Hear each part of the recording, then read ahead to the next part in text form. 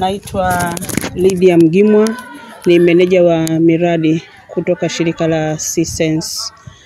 Tumekuwa tukitekeleza mradi wa kutunza rasilimali za bahari na pwani katika wilaya ya Mkuranga.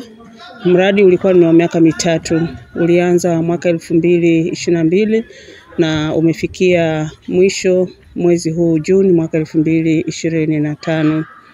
Malengo ya mradi ilikuwa ni kuimarisha usimamizi shirikishi wa rasilimali na hasa kwa kuzijengea uwezo jamii za pwani ya Mkuranga kushiriki katika kutunza rasilimali za bahari na pwani.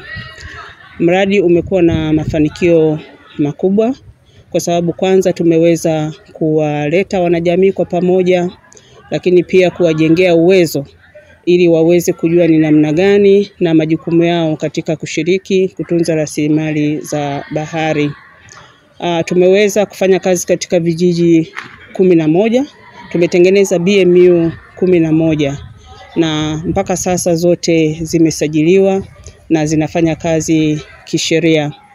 Na sasa hivi mradi umefika mwisho na kikao cha leo kilikuwa ni kwa ajili ya kufanya mrejesho kwa halmashauri ya Mkuranga kuhusu maendeleo ya mradi, lakini pia kujadili mafanikio na pia kujipanga tena kwa hatua zinazofuatia baada ya mradi kufikia tamati.